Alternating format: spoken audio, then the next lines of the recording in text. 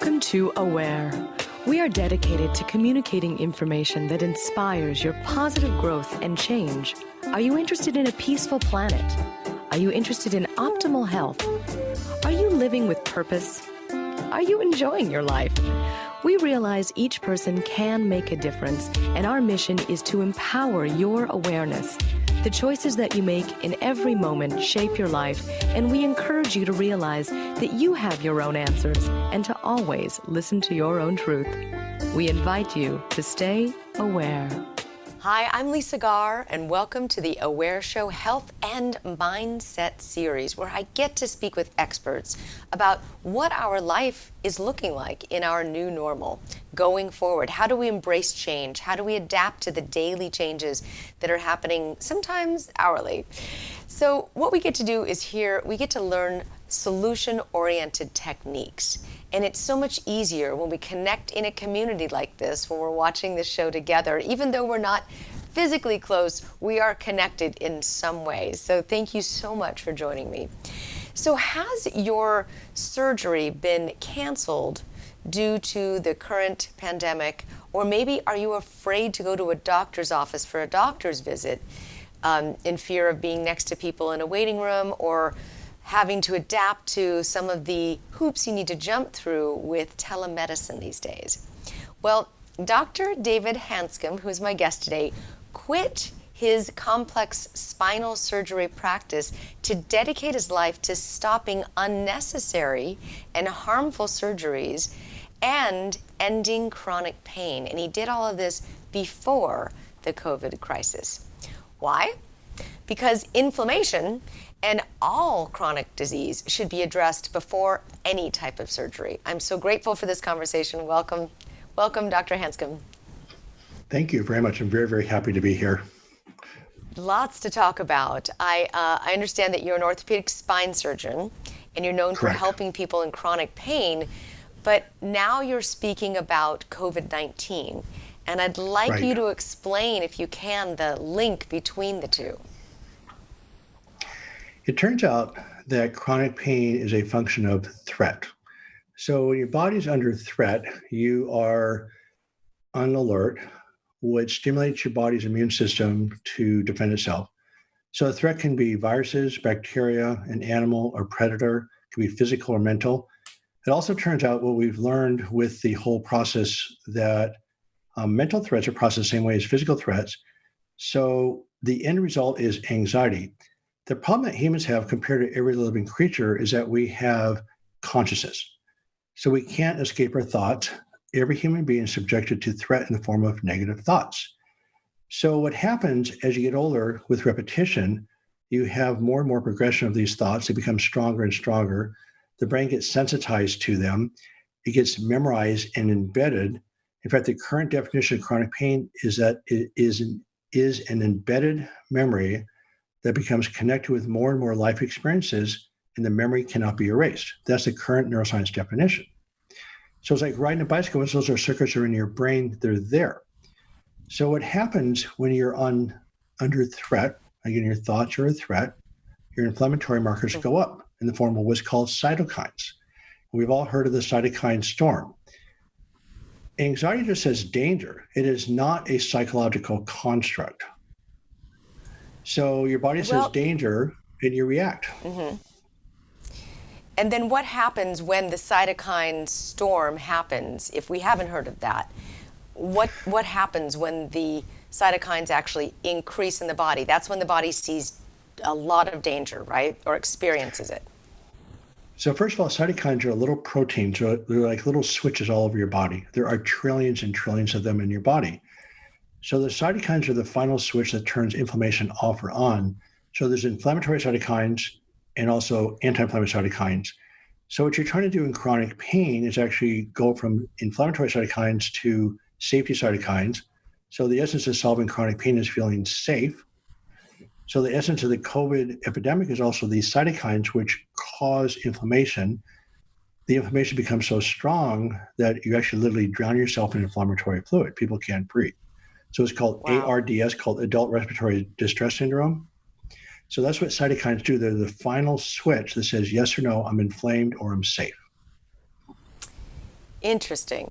Interesting. So the idea is to have this balance between the inflammatory cytokines and then the cytokines that keep you safe, or never going to that level of the flood of the inflammatory cytokines, right?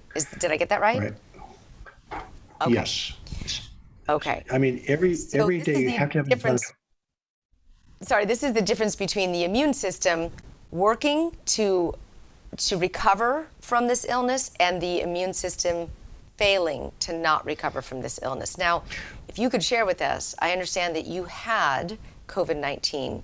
Can you Yes. share your experience with us? So I traveled to Boston, New York, and San Francisco. I was probably got it at an airport.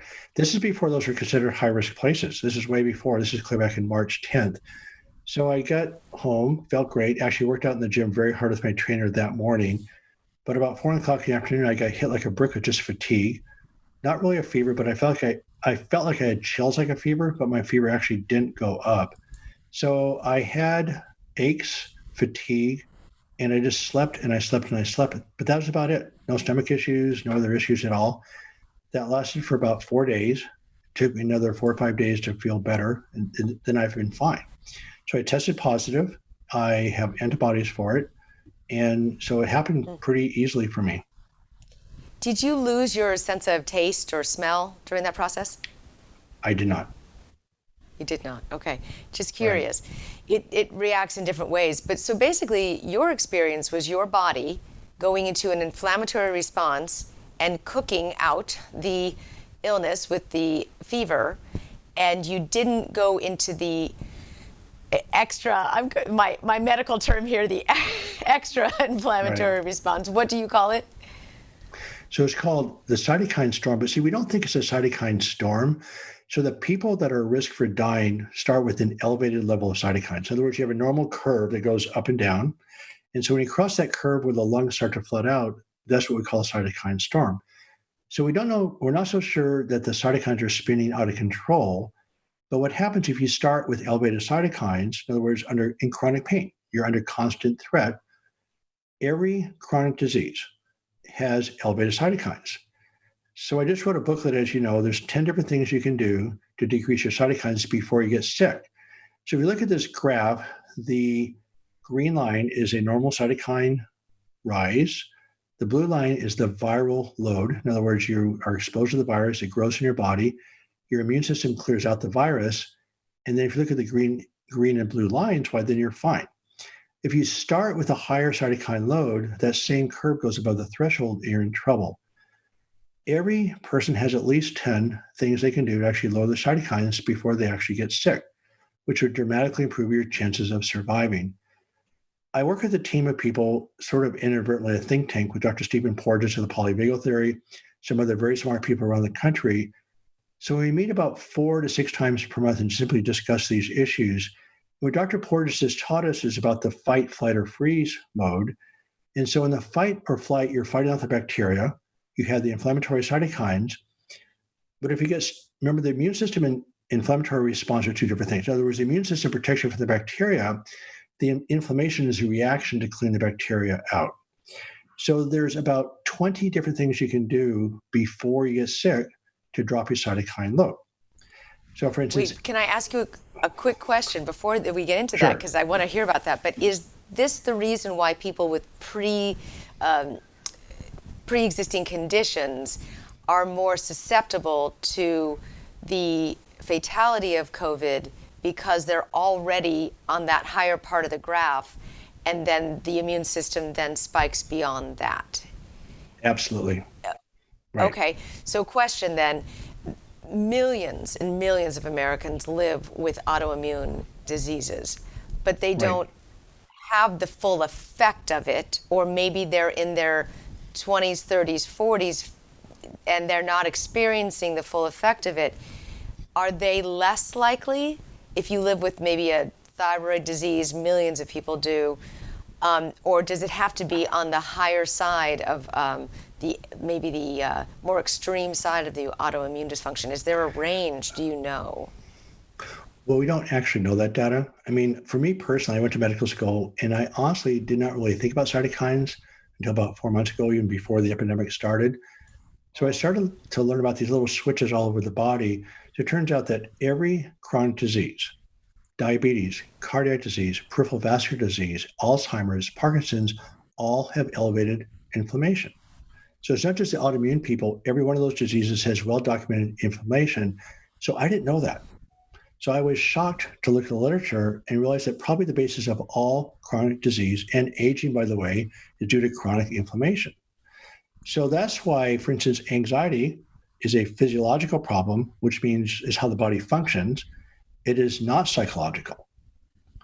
So you have a mental threat or physical threat, right? So it's that body's response to a threat that's the issue.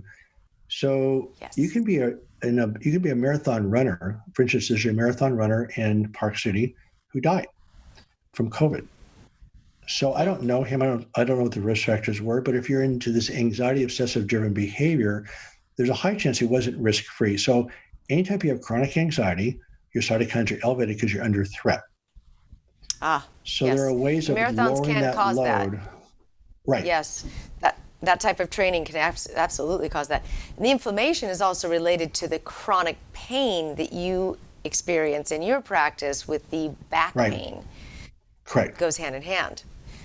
I see. Right. So you mentioned there are things that we can do to reduce the autoimmune or the inflammation in our body. And I know that there's about 20 of them, but could you share some of those with us?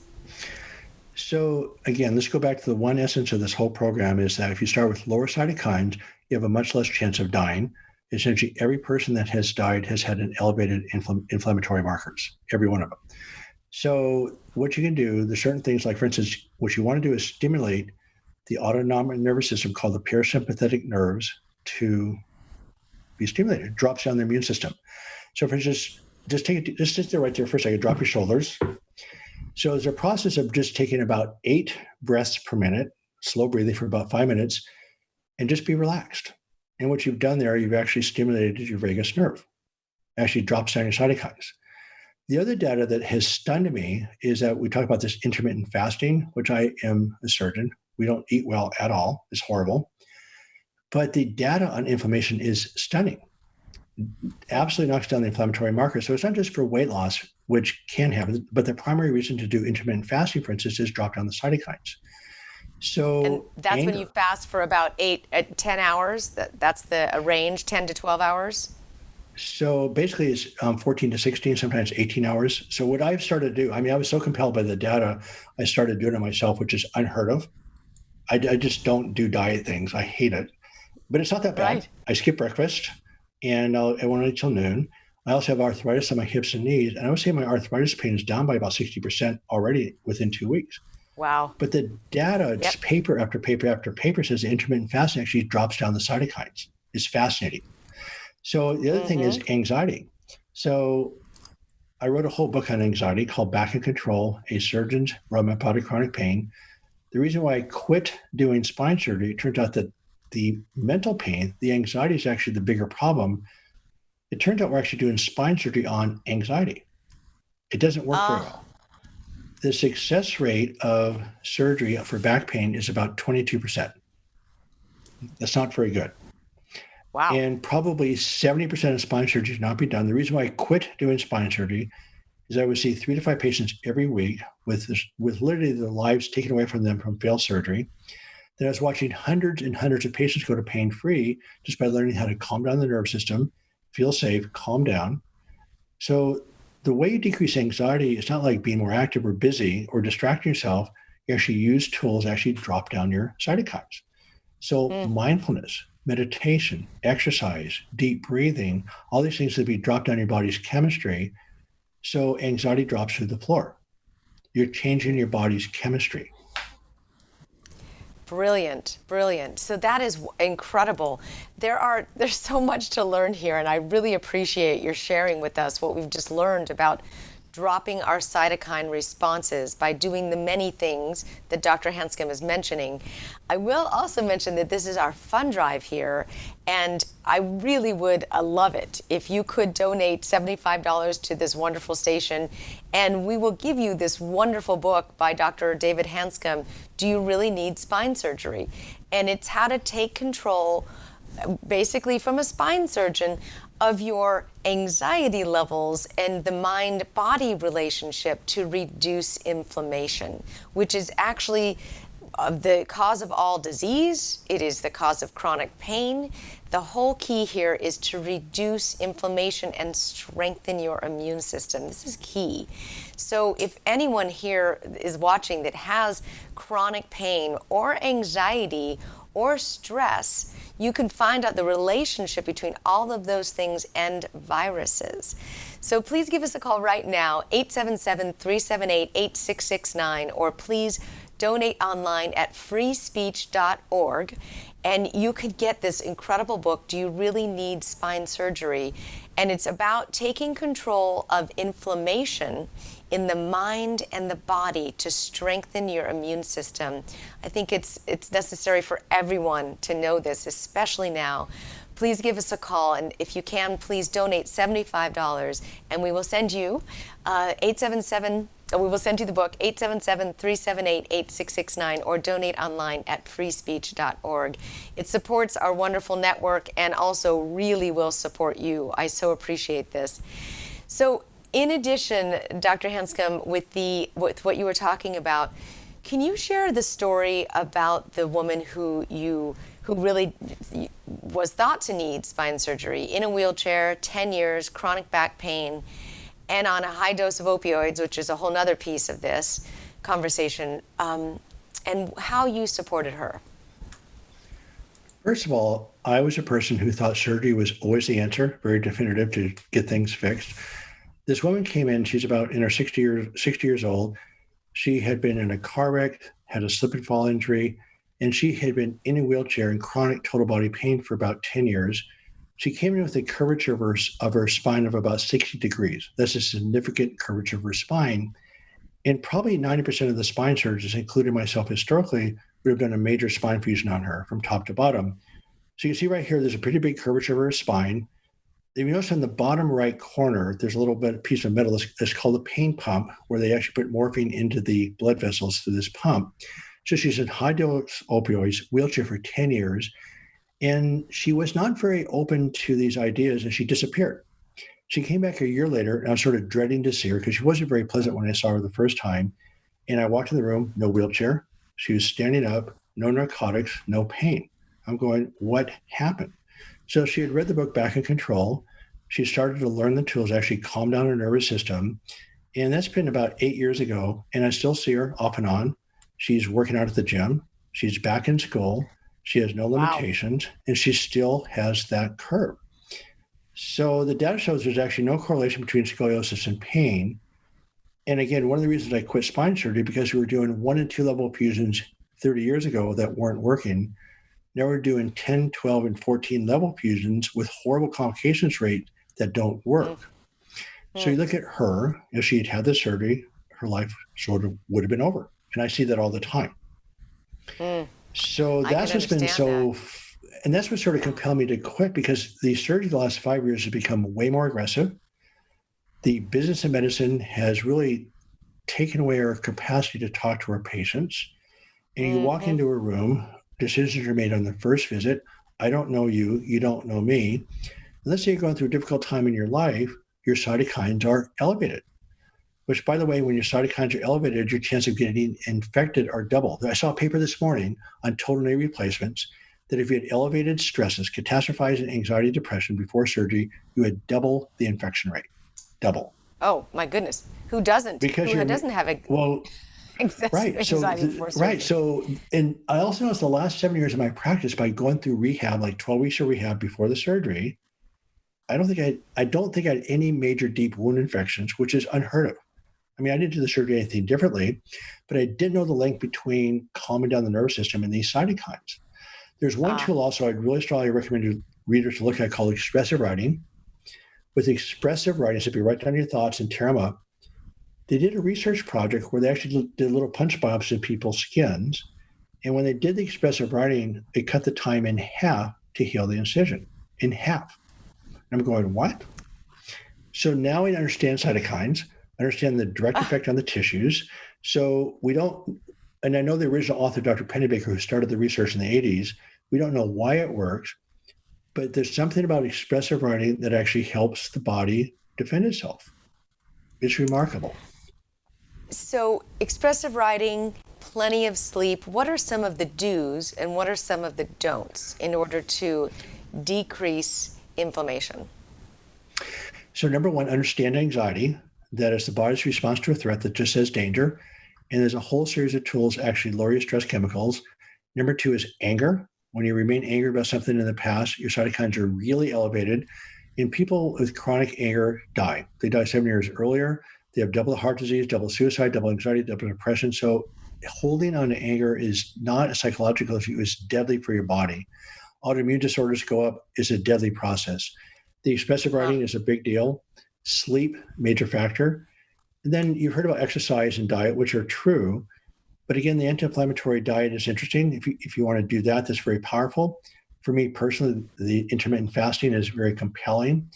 There's also things to do that are just common sense. Like, for instance, if you're watching horror movies or you're watching TV or watching the news, when you get upset about something you have no control over, which happens when we're watching the news right now, that your cytokines get elevated. So quit watching the news.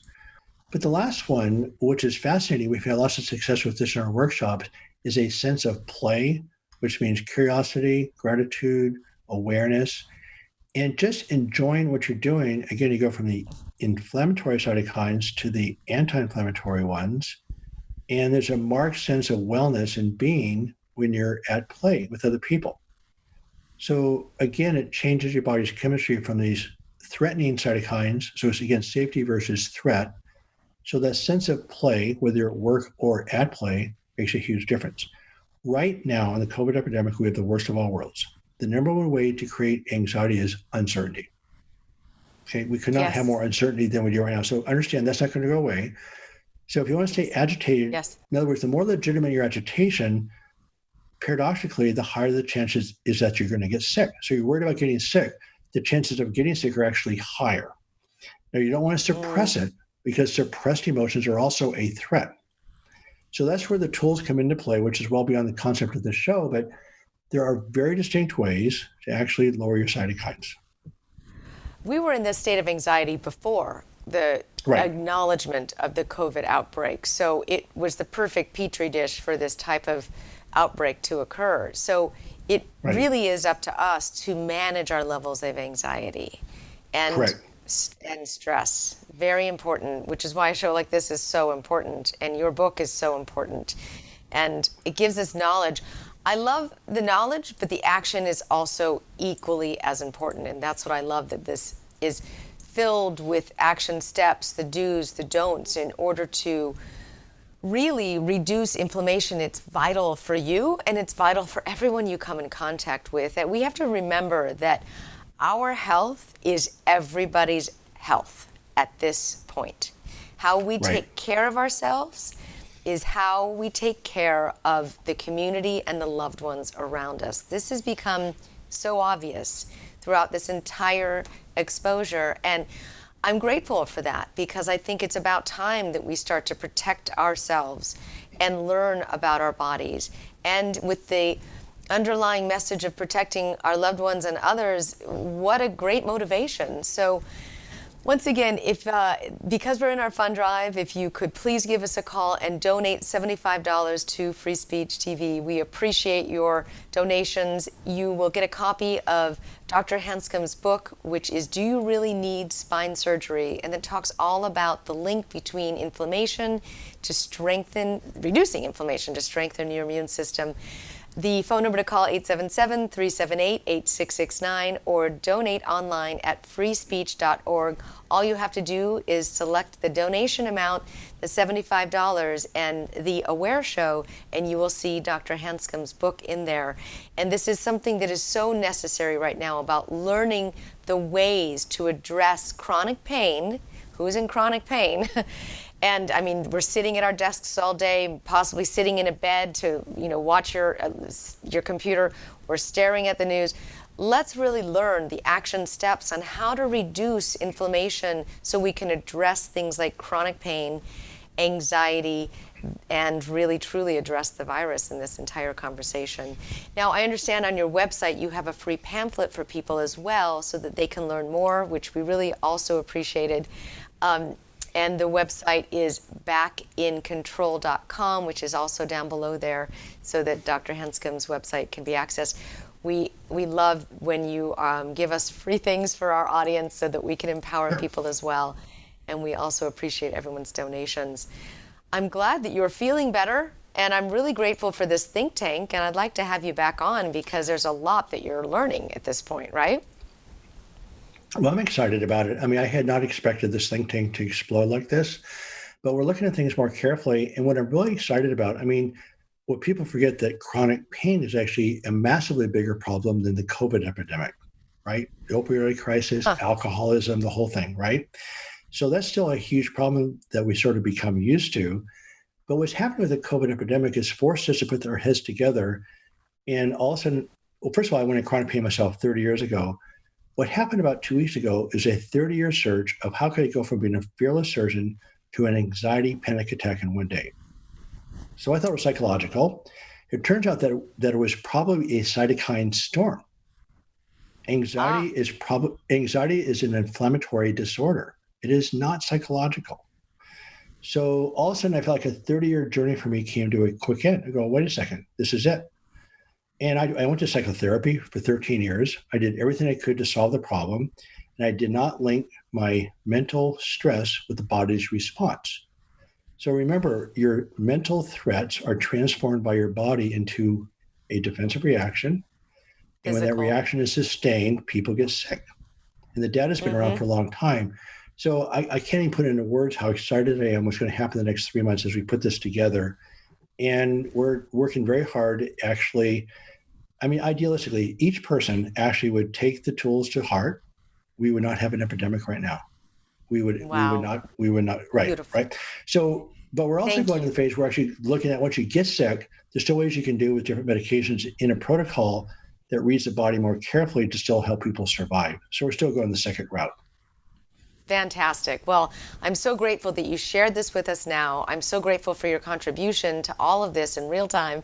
And also, I'm grateful to our wonderful audience for giving us a call and donating to the station, 877-378-8669, or donate online at freespeech.org for Dr. Hanscom's book. This could be absolutely vital information for all of us right now. Thank you so much for being here. Thank you so much, Dr. Hanscom. I'm Lisa Garr, and until next time, I invite you to stay aware.